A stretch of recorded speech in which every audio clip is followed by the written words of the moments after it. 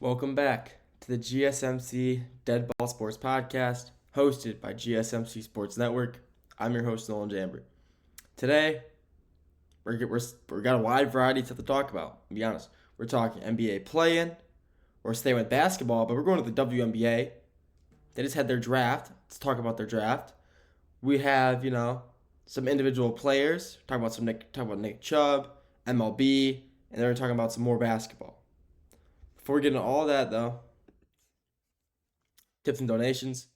Tips and donations are always greatly appreciated. It really means you guys care about the content that we are putting out, and by donating and tipping, it really means you guys care, and that we're going to keep putting out the best content that we possibly can. So if you want to tip or donate and you're not in the live stream, feel free to do so with the links in the bio and description. And if you're on the live stream, super chat and stickers are the best way to do so. Even if you don't want to tip or donate, you got comment in the live stream, in the chat, or in the comment section on YouTube. I'll get to those as soon as I see them. I love talking to you fans, talking to people who are listening. It's what I do. It's what my job is, talking sports. And I love being able to hear other people's opinions. So like I said, if you want to tip or donate, you can do so if you're in the live stream via super chat or stickers. Not in the live stream, links in the bio description. But if you just want to leave a comment, do it in the comment section in the comment of the video or live stream chat so I can get to that as soon as possible and talk to you guys. With that being said, let's get into the content for today. First segment, we're talking NBA play-in. The NBA postseason has finally arrived. It's been a long time coming. It always feels, like it's forever.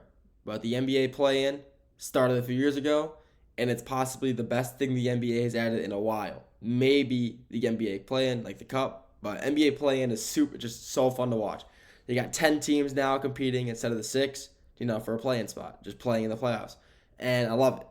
And it finally starts tonight. Even if, the play-ins aren't the best overall teams, the games themselves are just so amazing and fun to watch. And I want to talk about, who I think is going to win, all that. We'll talk about the Eastern Conference first because, the East I feel like it's a lot easier to predict the East compared to the West because, East is not as much of a war zone as the West is/was. The West is still an absolute just mess, even in the play-in playoffs. It's going to be amazing. But like I said, talk about the Eastern Conference first, then go to the West. First game, you got the Orlando Magic versus the Atlanta Hawks. This game is going to be very interesting and will be heavily reliant. The Magic will be relying on their defense as always. After all, they are one of the best defensive teams in the NBA. Their rating says so. Offense, isn't as good as their defense. Let's say that. Their defense is just so dominant, though. They've been winning games all season. Even though if they're not putting out the most points, their defense is just so dominant. All five, no matter who's in the court at the time. Paolo, Jalen Suggs, the Wagner twins. It doesn't matter. They're just playing good, hard defense, and it works for them.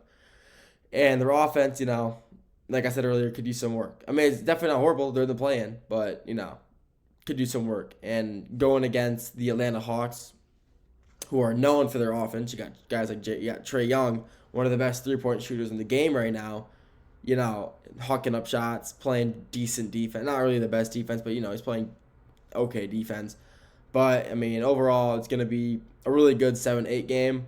And I do think the Magic will win just based off, their defensive play. So they'll be in the playoffs. And then you got the other Eastern game, 9 versus 10. 9 Chicago Bulls versus 10 the Miami Heat. If Jimmy Butler was still on the Heat, if he was still there, they definitely wouldn't be that 10 seed, maybe already a playoff lock. But now he left. He left to go to Golden State. But, the Heat are just better with Jimmy Butler. But even with him gone, playoff Jimmy's gone, the Heat are still a good basketball team. They went on a 10-game losing streak a few weeks ago. So, that's never good for your reputation. Oh, these guys, you want to make a run, but going on a 10-game losing streak is not going to help your case. But they are a good team. Bam Adebayo, Jamie Vasquez, Tyler Hero, Duncan, Robinson. These guys, it's a good load. They have a lot of talent on that team. So, but they are playing Chicago. Josh Giddey, post All-Star break, is one of the best players in the NBA right now. Just him and the Bulls post All-Star break. He's just he was dropping. There was a 4 or 5 day span where he was dropping triple doubles back to back to back to back. I mean, he's playing great basketball.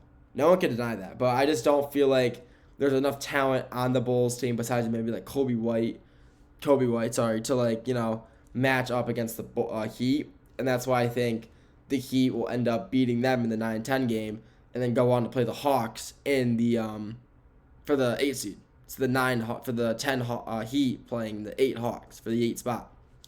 In that game, that'd be a very interesting game. It could go back or forth. But honestly, I can just see the Heat winning that game. The Hawks, I don't want them to make the playoffs because they never do anything with their playoffs when they make it.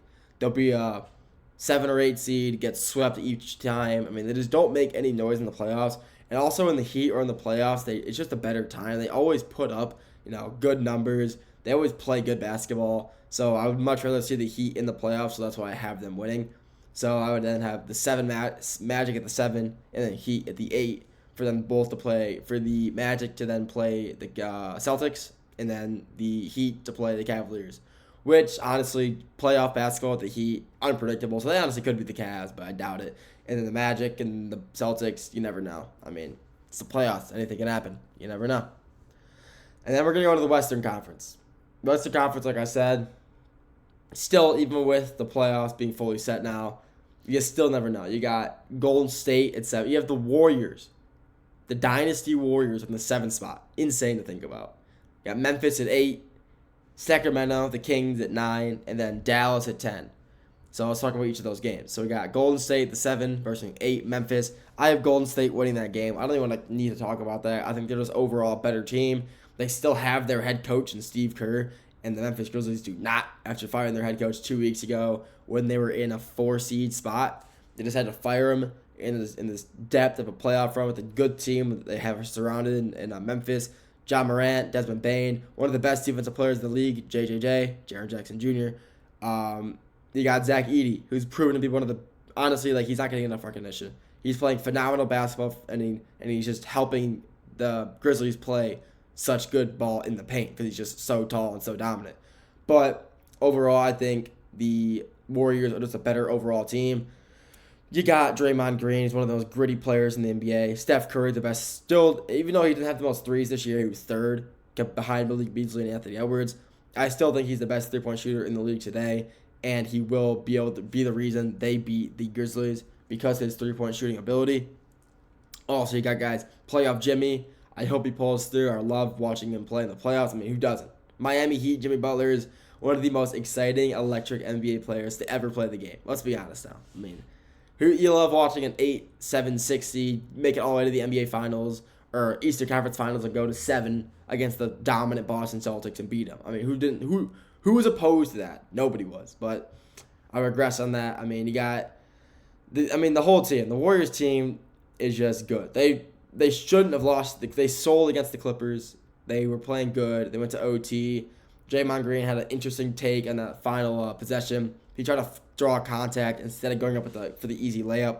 But I'm not talking about that. They lost. Whatever. They should beat the Memphis Grizzlies to get the 7th seed. Then you go to the 9-10 game. 9 Sacramento Kings versus 10 Dallas Mavericks.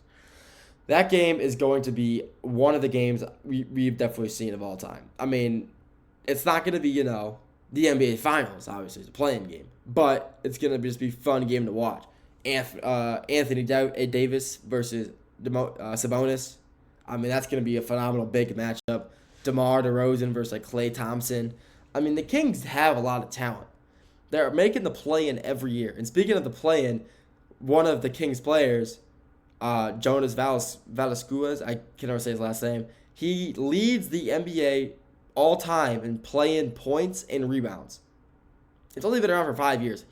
The Kings have been in the play-in every year, and Jonas has been in the play-in every year that has happened. Not on the Kings, but since it started in the 2019-2020 season, he's been in the play-in every year, and he leads the play-in all time in points and rebounds, which I just find to be hilarious. So, honestly, though, I see Sacramento outplaying the Dallas Mavericks in that game. I just think they'll just play better. I just really think they will. I think they'll play a better game. They have overall better players.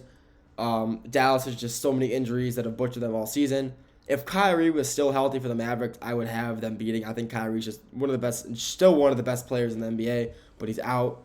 So I have Sacramento beating them in that game to then play the Memphis Grizzlies for the 8th seed, who I then think the Memphis Grizzlies will beat the Sacramento Kings because I think Memphis has a better team than Sacramento. Also, actually, it's really could go both ways. Sacramento's been in the situation before, while Memphis hasn't really been here before with these players. So it could go back and forth, but I do want to see Memphis beat the Sacramento Kings. They will then go on and play the OKC Thunder, which I think would be just a really good game. John Morant versus SGA would just be a phenomenal game to watch, and no one would be opposed to that. So my final standings: Golden State to beat Memphis for the 7th seed, Memphis to beat Sacramento for the 8th seed in the West, and then the Magic to beat the Hawks for the 7th seed in the East, and then the Heat to beat the Hawks in the loser's bracket, I guess you could say, for the Heat to take the 8th seed in the East, to then go on to play the Cavs and the Celtics. That's all I got for this segment. The next segment, we're staying with the NBA. We're talking about the Detroit Pistons. First time in the playoffs since 2018. It's going to be a great playoffs. I'm going to love to watch them. After that, WNBA draft happened last night. Let's talk about who got picked, who went where. Then we're going back. We're staying. Or actually, no, sorry. We're talking about something I've talked about before. The MLB lockout possibly next year. I'll talk about that again because that's not getting a lot of recognition. End off in the NFL with Nick Chubb. But before we get into all of that, take a little break, and we'll see you guys right after the break. I feel like I'm losing my mind. Is everybody in the world blind? Please, Lord, give me a sign, a sign. I feel like I'm losing my mind.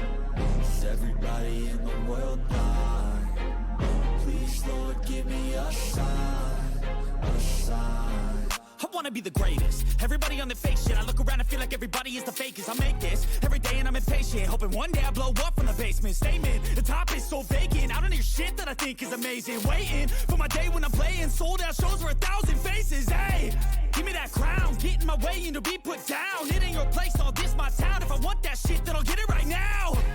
I'm losing it, the noose it fits, some losing shit, a stupid myth. You choose to live or choose to dip, you choose to fight or lose your grip and lose a gift. I feel like I'm losing my mind. Is everybody in the world blind? Please, Lord, give me a sign, a sign. I feel like I'm losing my mind. Is everybody in the world blind?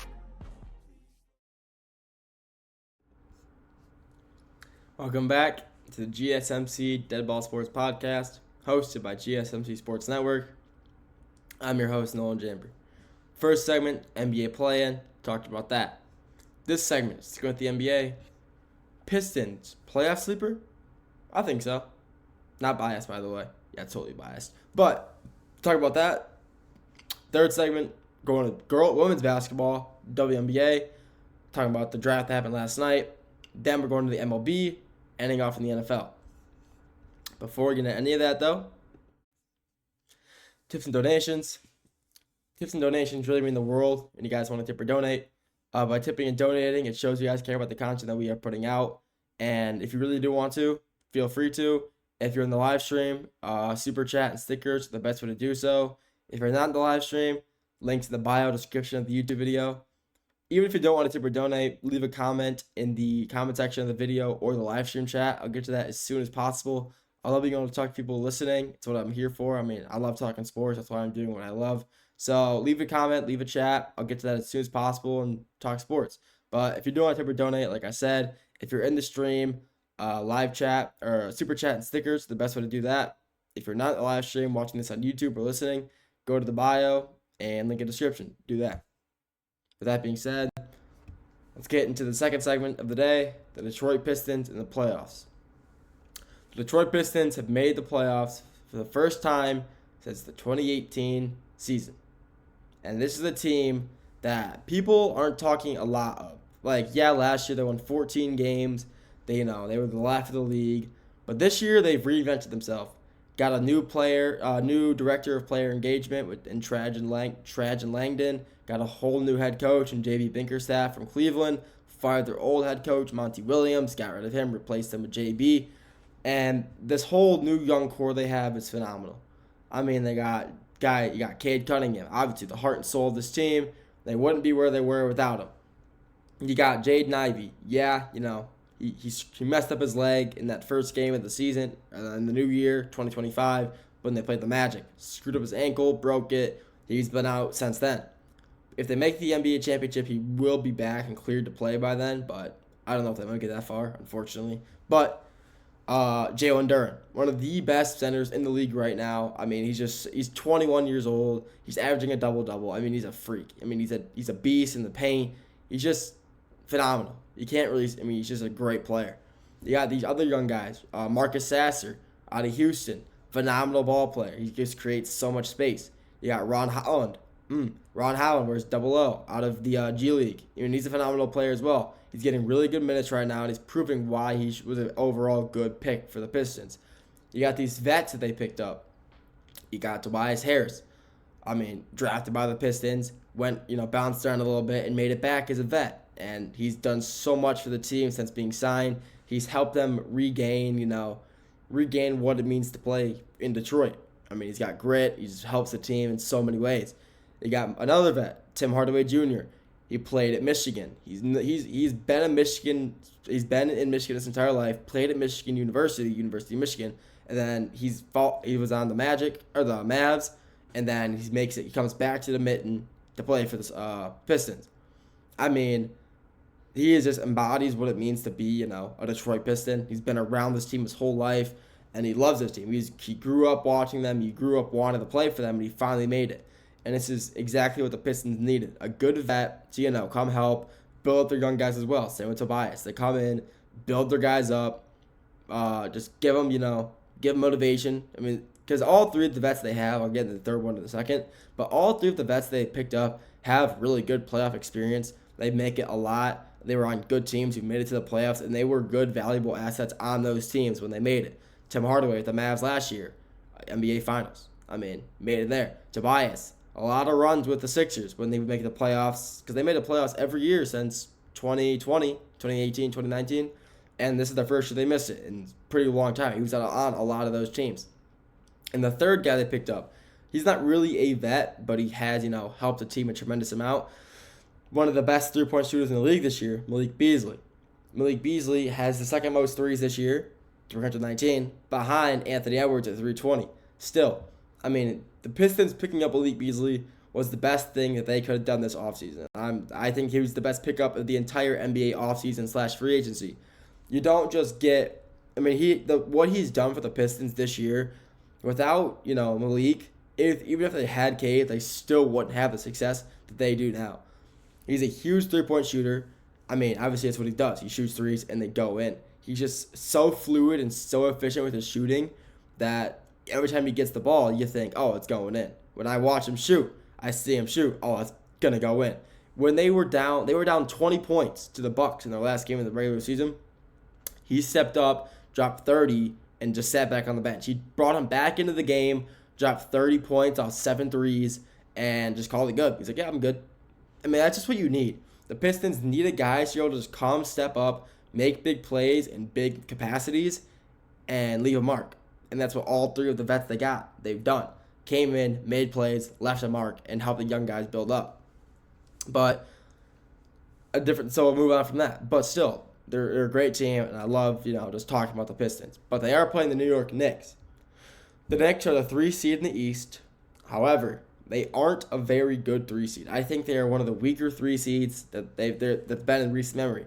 They have lost every time they've played the Cavs, Celtics, or Thunder. They've lost 0-3, 0-4 actually against the Cavs, 0-4 against the Celtics, and 0-2 against the Thunder.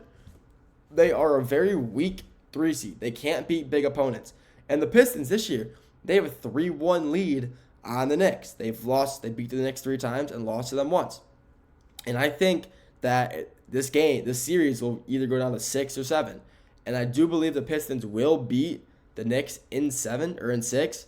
But I don't know. I'm just saying that. But the Knicks have a lot of great players. They got one of the best guards in the league, obviously, Jalen Brunson. Phenomenal player, great player with the Mavericks. They traded him. They didn't give him, didn't develop enough. He comes to the Knicks, their coach. I mean, he just builds them up. They don't really rest their starters, so they keep playing him all the time, multiple times a game, even when they're up big. And he's just getting as many reps as he can, and it's proven to work out for him. You got guys like Mikal. Mikal Bridges is one of the best and shiftiest 3-point shooters in the league. He's like a build of KD, but he plays a lot of similar to him. He plays very similar to KD.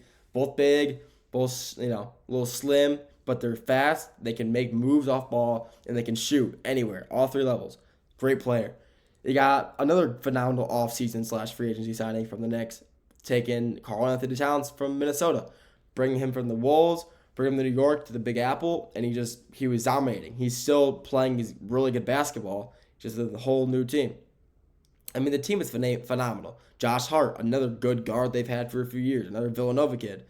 I mean, the Knicks love their Villanova players. If they didn't trade Dante DiVincenzo, they'd have 4 guys starting who would be from Villanova on the same team together. That chemistry was nuts. Would be nuts too, but they traded them for Cat, and Julius Randle. So they lost Julius Randle, which I think was a big, downgrade, but they got Karl-Anthony Towns out of it because I didn't know at the time who they were trading for. They traded for Cat, got Cat, and they just proceeded to, get their 3 seed. Even though they are a weaker 3 seed than they have been in the past, a weaker playoff team in general, they could still beat the Pistons. But I do think it'll come down to, a 6-7 game series. But I do think the Pistons could beat the Knicks. I think Cade is a better player than Mikal Bridges than Jalen Brunson.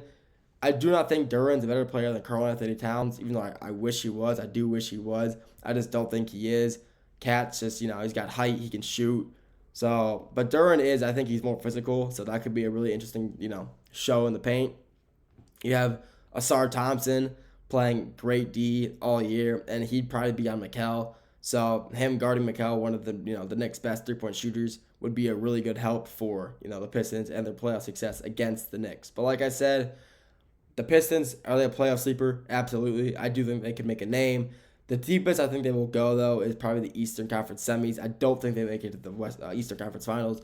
I do think they will beat the Knicks in 6 or 7 games, but then after that, only time will tell, and only the next opponent will be, whoever the next opponent is, they'll decide how far they go. If they make it to the finals, doubt it. Eastern Conference Finals, maybe. Semis, I do think they make it to the semis. That's all we got for this segment. The next segment, we're sticking with basketball, but we're switching it. We're going to the WNBA. Draft was last night. Let's talk about that. Then we're going to the MLB. Possible lockout in 2026. Let's talk about that a little bit. Then ending in the NFL with Nick Chubb. We'll get to all that after the break. Looking for your daily fix of sports talk without having to pay for it? GSMC Sports Network is available on YouTube. Just search GSMC Sports Network. Get your fix of daily sports talk shows on YouTube, absolutely free. NFL, college football, NBA, MLB, MMA, UFC, fantasy football, and so much more. GSMC Sports Network has shows running all day long, with new sports shows starting every 2 hours. Just like on your favorite cable sports channel, except GSMC Sports Network is absolutely free. Just search GSMC Sports Network on YouTube to catch one of your new favorite shows, like the GSMC College Football Podcast, Chip Shot Football Podcast, Hoops and Heels Women's Sports Podcast, GSMC Basketball Podcast, and so many more. Check it out for yourself. GSMC Sports Network, now available on YouTube absolutely free. Search GSMC Sports Network on YouTube right now.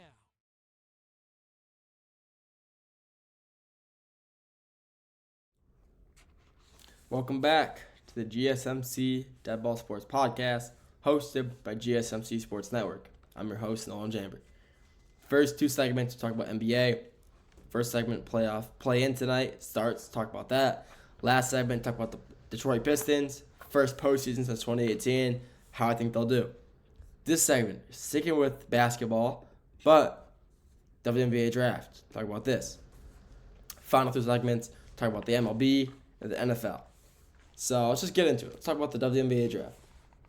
The WNBA draft happened last night, and I followed the first few picks. I wanted to see where some of the big name players went, and I'm not surprised to see that Paige Buccaneers was the first overall pick.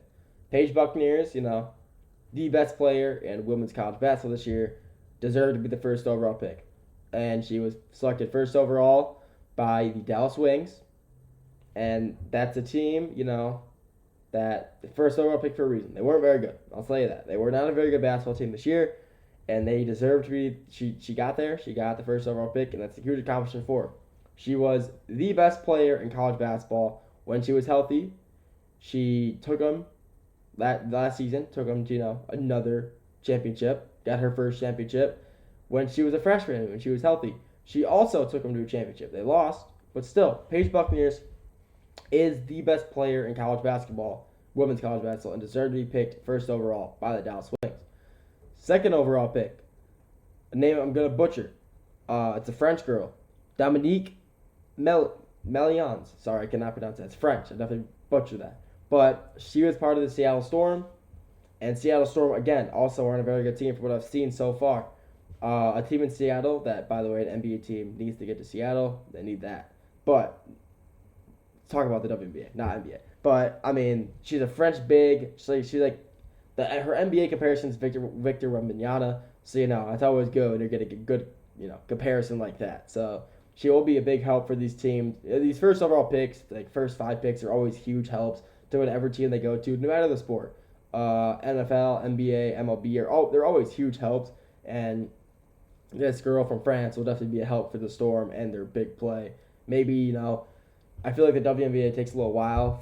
It takes longer to rebuild than some organizations, but I definitely think this girl, this Dominique, will definitely help them rebuild faster. Third overall, the Washington Mystics. Sonia Citrin from Notre Dame, a great guard. She was one of the best guards in the draft available, and she got snagged away pretty quick by the Mystics. She helped Notre Dame. They didn't make it too far into the Women's March Madness, unfortunately, but she was a great player. She helped them win games a lot this year. She's on ESPN a lot, just being posted just from her play. She got compared a lot to other big name players in the NBA. She's compared to the Jalen Brunson, just some really shifty guards, and she was picked up by Notre Dame or by the Mystics because of her play like that, because she's shifty and she's pretty small, but she can make a lot of plays when needed. Fourth overall pick, again by the Mystics. They had back-to-back third and fourth overall picks. Kiki Ifrin from USC. When Juju Watkins was out, Kiki was the next in line. She was the girl to be for the USC. She led them through the playoffs since Juju was out. She was the reason they made it to the Final Four. Unfortunately, they did lose in the Final Four, but she was a huge help. With Juju being out, she was the second person up. She led the team. She made plays when they needed them to. She was just a really good help for the USC team, and she was a huge reason they made it so far was because of her. Juju obviously was still there supporting them, but she wasn't on the court to lead, and Kiki was that girl to lead, and she's the reason. There's a reason she went fourth overall pick by the Mystics again, because she's that good. To the Golden State Valkyries, Lithuanian girl, so I'm going to butcher her name, I'm sorry. Justi Joyti. Yeah, I butchered that for sure. She's got that little apostrophe over her E in her first name, so that's definitely wrong. But she, again, these European basketball players recently in NBA and NBA and WNBA, in any sport really, are just really proving to be really good players. And I haven't seen much of her play, but from what I have seen, through videos, through like scouting reports and all that stuff, that she's a great pickup for the Valkyries. The Valkyries, honestly, are a team that gets no talk about at all. And they're a very small market. Even in Golden State, they're a small market team. And Justy will definitely be a reason that they can, gain more traction. She's going to be a huge help throughout the season for them. Then the Mystics, again, they have 3 picks in the top 6. 3, 4, and 6. So this is the year, they're really good this year. We'll see. But then you got Georgia Ameri from Kentucky, a big. They got another big, and because Kiki, like I said, she was like a forward, and she wasn't really a guard. And then Georgia was, she's a bigger. She's a power forward / center. They had her playing around a little bit in Kentucky, but they also didn't make it too far in the playoffs, March Madness. But she was a reason that they also did make it after all. SEC, is good in a lot of sports. Women's basketball is one of them. And Kentucky, they were a really good SEC school, a really good women's basketball school this year, and she was a reason that they were so good. She's a great player for them, a great player for them in the March Madness, regardless of how far they went. She was a great help for them. Then we got 2 back-to-back Connecticut Sun players, 7th and 8th picks. For the 7th pick from the Suns, out of LSU, I'm going to butcher this one as well. Anshria Maru. I got that right, actually. Surprise. Guard at LSU. Played with Van Lith and Angel Reese 2 years ago when they were all together. And she was like the 3rd best player on that team behind Van Lith. Even though Van Lith didn't even play that good when she was at LSU, she was still that good of a player. And her compared with Angel Reese and Van Lith, it was a great team. And Maru was a phenomenal player for them as well. She was a shooting guard, and she shot. And when Van Lith wasn't shooting, it was her. And she was a great shooter for the LSU team, and a great reason they made it to the women's basketball finals and won. Like I said, for the Sun again, at the NC State, Sonoya Rivers, a forward out of NC State, going to the Sun. When you're getting a guard forward combo, back-to-back picks in the NBA draft, it's always a good thing. Having a good dynamic, guard forward dynamic, connection is always good.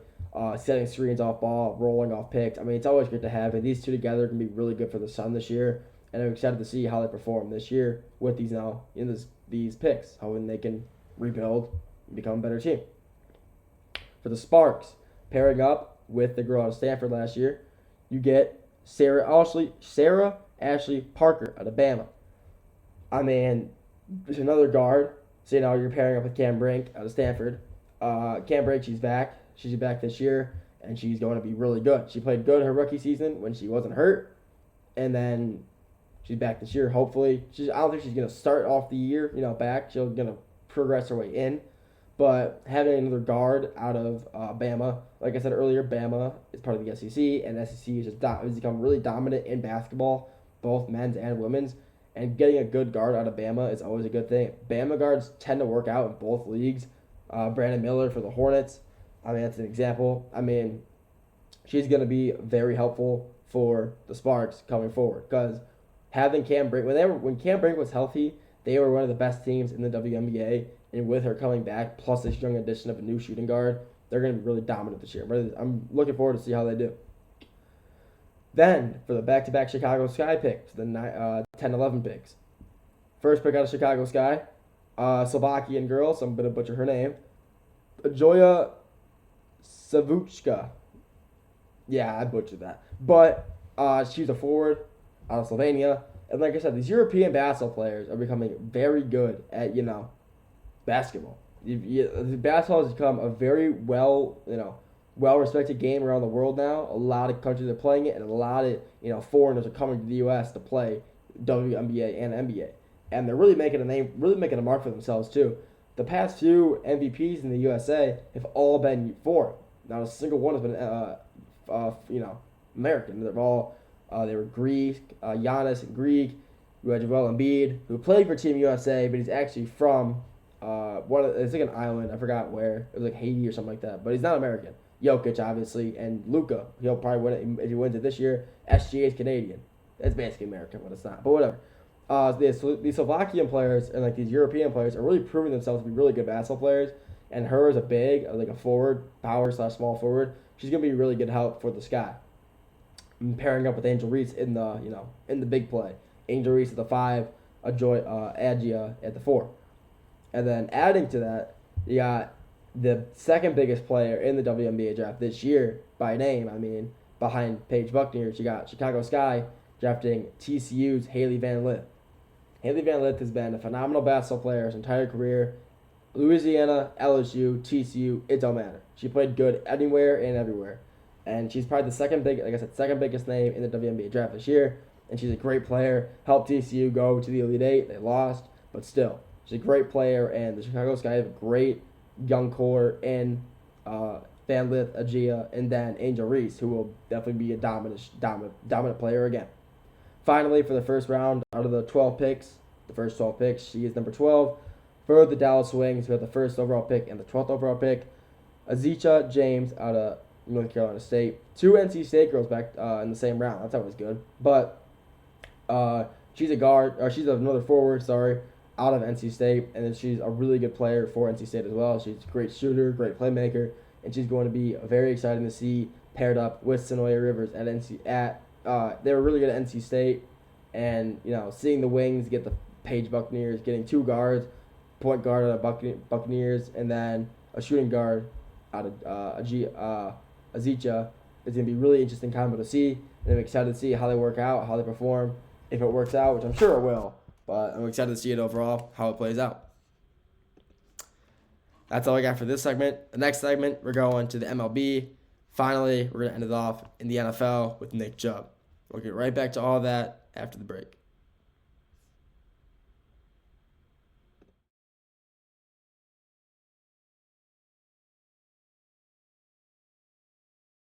For the best and latest podcasts available anywhere, go to the podcast app on your cell phone and type in GSMC to access free content-rich podcasts on health and wellness, book reviews, sports, entertainment, relationships, social media, movies, technology, finance, and even weird news. Subscribe and download the GSMC Podcast Network's family of shows, available everywhere podcasts are found.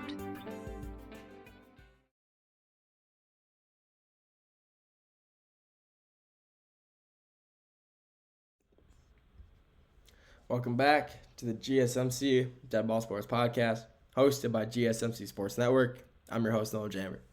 The first 2 segments, we talk basketball, like it always happens here. Promise you, it's not a basketball podcast. It just feels like it is a lot, because it's that time of year, basketball's the main subject to talk about. This segment, talk about the MLB, possible lockout in 2026.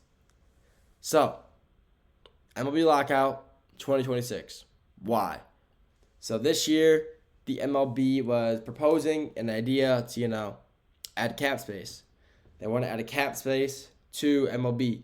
And MLB, as of right now, is the only American sport without, cap space. That's why they're paying these players $1 million. That's why the Mets were able to sign Juan Soto to $765 million for a 13-year contract. And Vladimir Guerrero, a $500 million contract.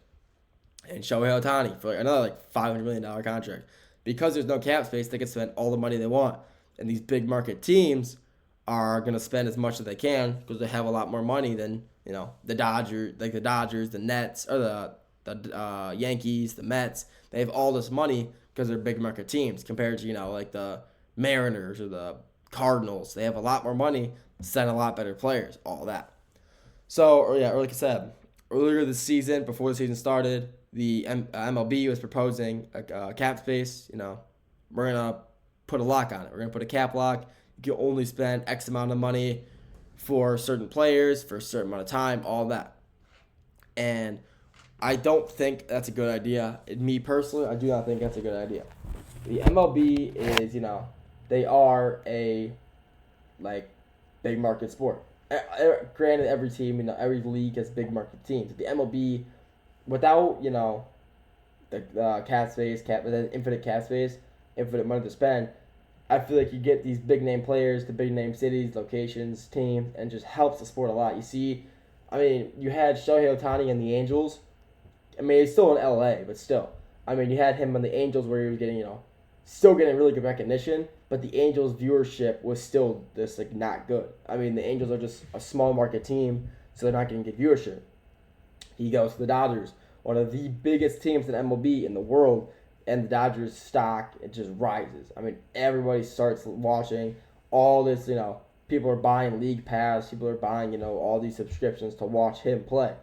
And it just helps the sport in general. It brings in more money, brings in revenue, helps them make profit. And that is, I think that's the right thing for baseball. Baseball is a historic sport. Baseball is America's sport. It has been around since the early 1900s, late 1800s, and baseball is just historic in America. It is the American game, and with that, being said, these big market teams, they would suffer a lot with the cap, with this cap space, salary cap.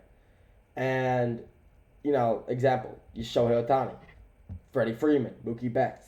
The Dodgers would not be able to afford all three of, not even there. I'm just giving an example. Those guys are just their best players. The Dodgers would not be able to afford all of them. They have to get rid of at least two of them so they can afford, to function an actual team. They can't, so they trade Mookie to, the Cardinals or whatever, and then Freddie Freeman to small market team. I don't know, just another small market team, the Mariners or the Marlins or something like that. And so viewership, could tend, take a toll. They could lose money, people stop watching, and it affects overall viewership, ratings. People just want to boycott it. And this is the same thing that happened in the early 2020s. With the early 2020 lockout, players weren't getting paid. They just weren't getting, hey, we're not getting paid nearly as much as some of these guys. We want money. MLB said, no. Oh, okay, we're not playing. We're sitting out. And they sat out it was a 99-day lockout. And they decided, fine, we'll reinvent, we'll pay you guys. So, started playing baseball again. But in return, they missed the first two series of the season. It's about like the first week and a half, 2 weeks of the 2020 season, which does suck. But you're losing, losing money off it. You're losing You're losing 2 weeks of their revenue. So they do want to resolve that sooner rather than later. Have to. Oh, I don't want to lose money. Let's resolve this. But why would the lockout even happen? Why do they even propose this? So their CBA required. I'm not sure what that means. I think it's like one of their contracts. That's one of the contracts of the MLB. It expires in 2026, and the CBA, I believe, is the contract, the contract of baseball. And when it expires, no one gets paid until they fix it, until someone else resigns it, or gets re-signed by a team or organization or whatever. So when that expires, players won't get paid. They'll lock out. They'll sit out. So all they have to do, honestly, is just get someone else, figure it out. Let's sign this, get it over with, so they don't lose money during that. It could be longer. Maybe the lockout will take longer because players aren't getting paid. They want to make more. Maybe they want to make more money. They see these Shohei, Vladimir Guerrero, De La Cruz, whatever. They see all these guys making all this money, and they're saying, "Hey, I want to make that money too. Why am I not getting paid like that?" So at the end of the day, I mean, the salary cap is a good thing for baseball, or a bad thing for baseball, because there's so many teams in the MLB that just have so much more money. I mean, there's what was the stat? 9 teams in the MLB currently are spending over $200 million to keep their rosters alive, and 5 of them are spending under $100 million. So you can see the teams that are spending more are doing better in the playoffs, regular season. Some of those teams include, the Dodgers, Yankees, Mets, the Blue Jays. I mean, the team, Padres. The teams that do good in the playoffs tend to spend the most in the regular season. The teams that spend the least, some of those teams including the A's, White Sox, the A's, the Marlins, Mariners. These teams that spend so little are the teams that don't do good in the regular season and don't make the playoffs and lose. People just don't watch them.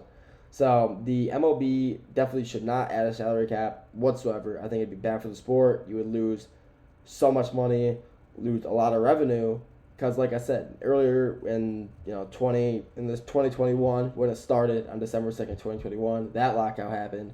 They were out for about a week and a half, 2 weeks, 3 weeks, whatever. They didn't play the first 2 series, lost millions of dollars from revenue from jersey sales, concession stands, all that stuff. And even when they were getting paid, players were still complaining, "Hey, I want to make more money than this. I think I should be, I should be earning more money than this guy who's worse than me." And it was a very difficult situation to be in. So they eventually solved it, and the cap space issue, didn't think it would come up again. And like I said, in 2026, the CBA expires, and it'll, go from there. They'll have to decide what they want to do, pay their players, not pay their players. It's only a matter, it is pretty far away. It's the end of the 2026, so December 2026. So it's like a year and a half away, so it's plenty of time to figure out what's going to happen then, where, what, whatever. So it's going to be interesting to see what happens if players will actually sit out again. Players lock out, You never know. We'll have to wait and see until 2026. And until then, if players are getting paid, they don't care.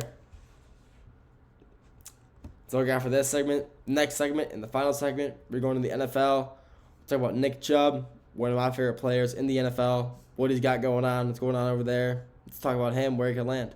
We'll get right back to that after the break.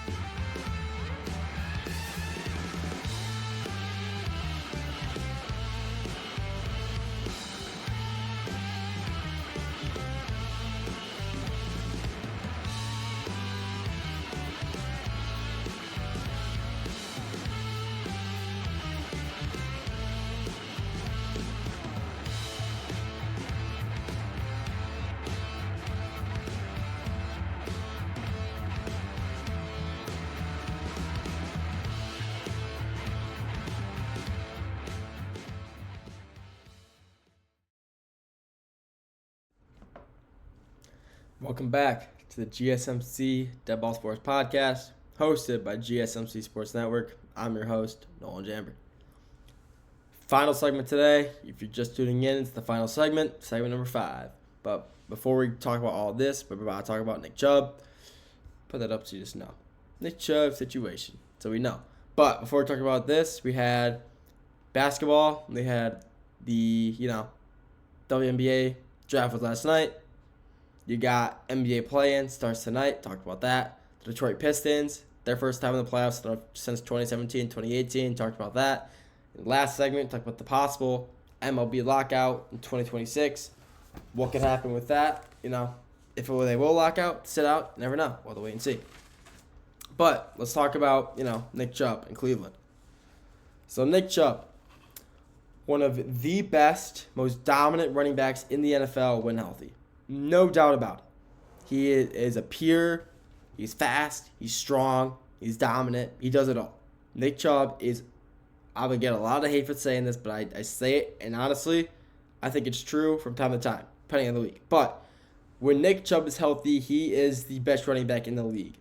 Granted, I've had that take for a while, and then Saquon Barkley got traded to the Eagles. So maybe I can tell that, maybe say top 3. But when when Nick Chubb is healthy, I do believe he's a top 3 running back in the league.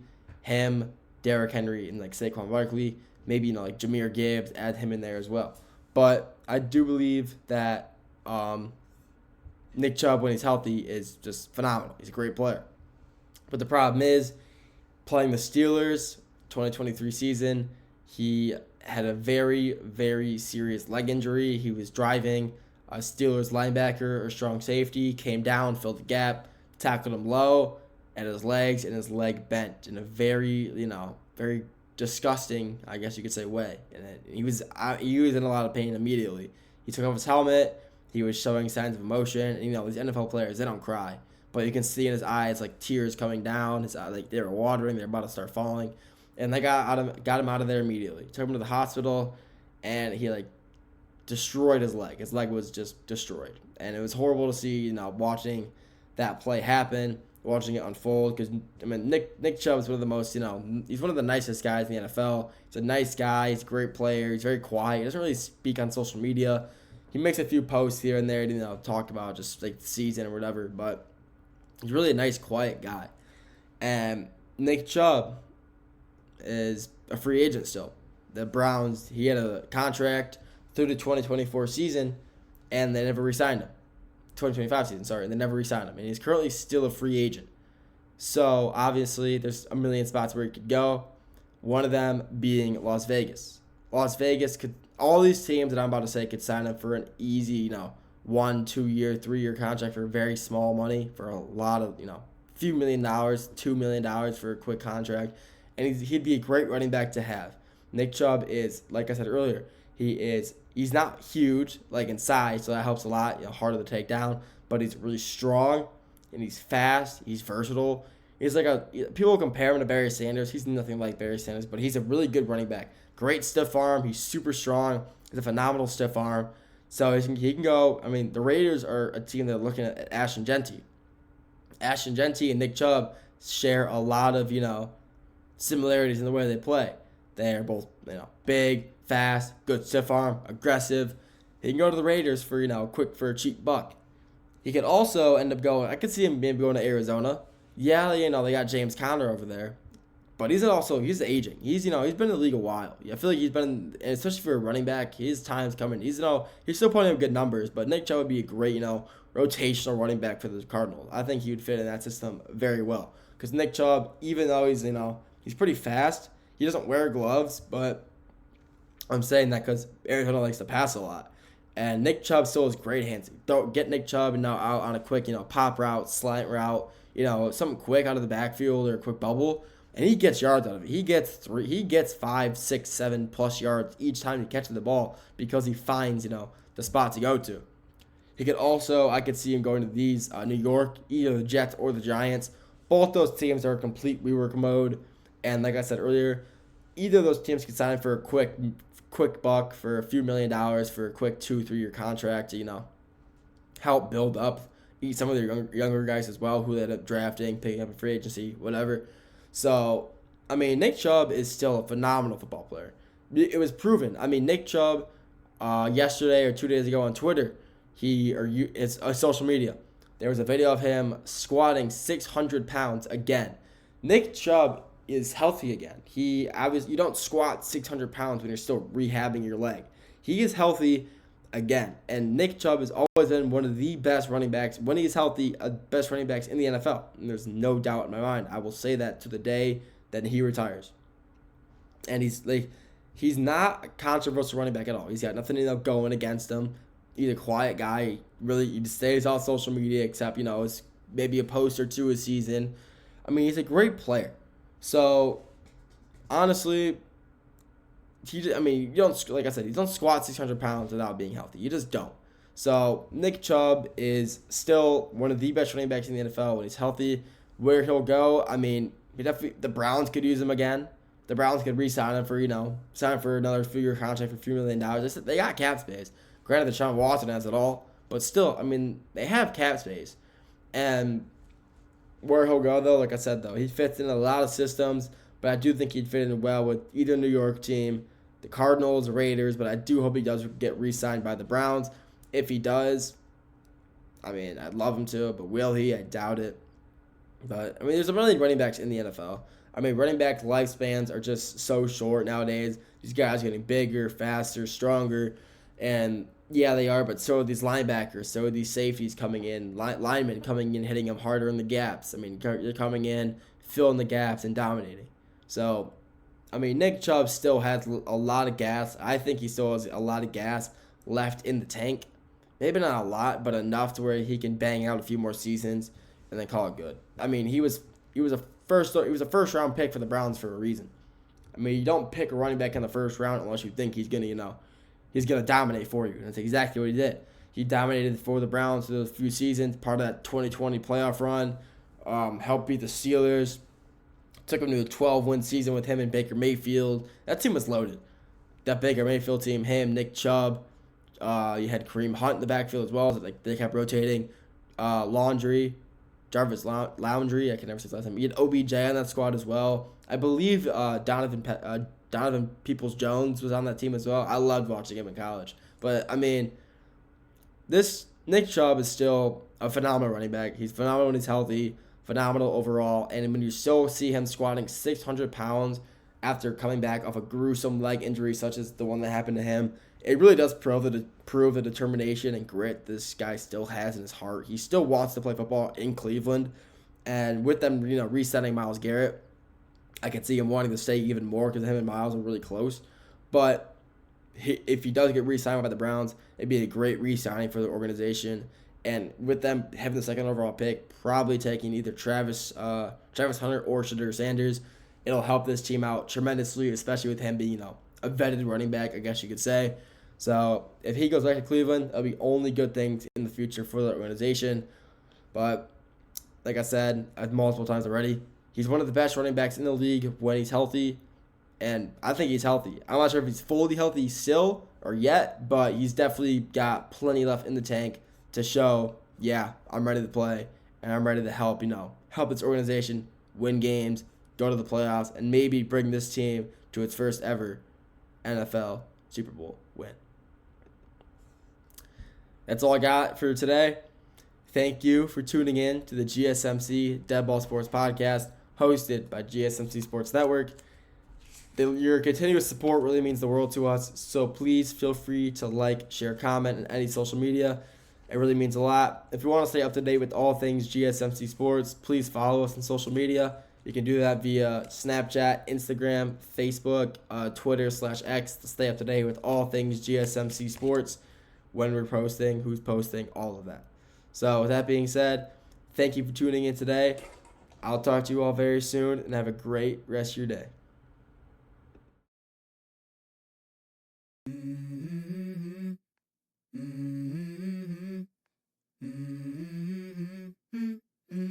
Let's go.